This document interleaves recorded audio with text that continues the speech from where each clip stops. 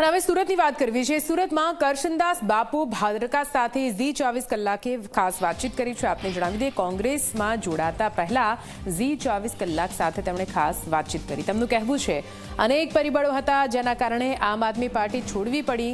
બુઠ્ઠી છરી લઈને આમ આદમી પાર્ટી લડવા માટે નીકળી છે। આપમાં મારે કોઈ સાથે વ્યક્તિગત વિરોધ નથી।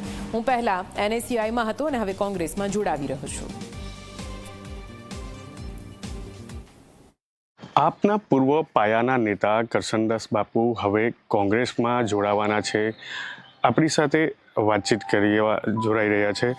બાપુ, જણાવો, કયા એવા પરિબળો રહ્યા આપને છોડવું પડ્યું, હવે કોંગ્રેસમાં જોડાવા જઈ રહ્યા છો, શું કહેશો? જે લોકશાહીના સારા ભવિષ્ય માટે બે બાબતો છે, એક આભાસી અને એક વાસ્તવિકતા।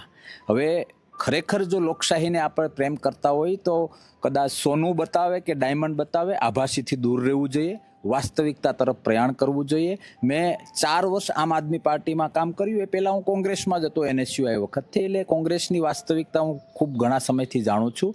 4 વર્ષ મેં આમ આદમી પાર્ટીને આપ્યા। આજે મારે ન કહેવું જોઈએ, પણ મારી જિંદગીનો સૌથી મોટો અફસોસ મને એ થઈ રહ્યો છે, પણ મેં વાસ્તવિકતા જાણી અને એક લોકશાહી પ્રેમી તરીકે આભાસીથી નાગરિકોને બચાવવા માટે, વાસ્તવિકતાની રાહ બતાવવા માટે હું કોંગ્રેસમાં જોડાઈ રહ્યો છું। આમ આદમી પાર્ટીમાં આભાસી થ્રુ બતાવવામાં આવે છે જે લોકશાહી હિત કે કોઈ પણ નાગરિકના હિતમાં નથી, ખેડૂતના પરસેવાનું પણ રાજકારણ કરવામાં આવે છે, જે બધી વેદનાઓ મારાથી સહન નહોતી થતી। પુઠ્ઠું ચપ્પુ એ તરીકે જો ઉપયોગ થતો હોય તો ત્યાં કરશન બાપુ ભાદરકા જેવા લોકશાહી પ્રેમી લોકોએ ન રહેવું જોઈએ, એના ભાગરૂપે હું આજે કોંગ્રેસમાં જોડાઈ રહ્યો છું। સચિન તેંડુલકર સદી મારે તો તમને મને કે દેશપ્રેમી બધાને મજા આવે કે વાહ સચિનજી, પણ એ ટાઈમે આપણે ગ્રાઉન્ડ ભૂલી જઈએ છીએ કે સચિનની વાહ વાહ થાય છે, સદીની વાહ વાહ થાય છે, પણ એ બધું તો થયું જો ગ્રાઉન્ડ હતું।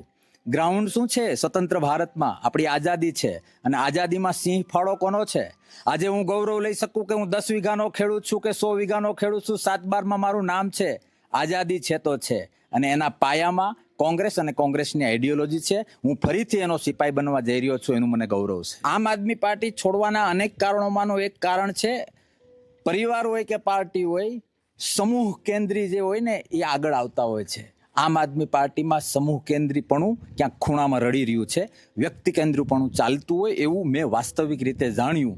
માત્ર અને માત્ર હું રિપીટ કરું છું કે ખેડૂતોની આંસુ, એના ઉપર તમે રાજકારણ કરો, એને ઉપર તમે મોટી મોટી વાતો કરીને વાહવાહી ઝીલો। લોકશાહીના નાગરિકોને, લોકશાહી પ્રેમીને જો કોઈ આ રીતે આભાસી વાતાવરણમાં રાખીને પોતાના રટલા શેકવા દેતા હોય તો જીવનના છેલ્લા શ્વાસ સુધી હું નહીં થવા દઉં। ઘણા સમયથી કહેતો આવું છું કે લોકશાહીમાં કોઈ બાપ હોય, લોકશાહીમાં કોઈ રાજા હોય તો એ લોકો છે, કોઈ પાર્ટી નથી।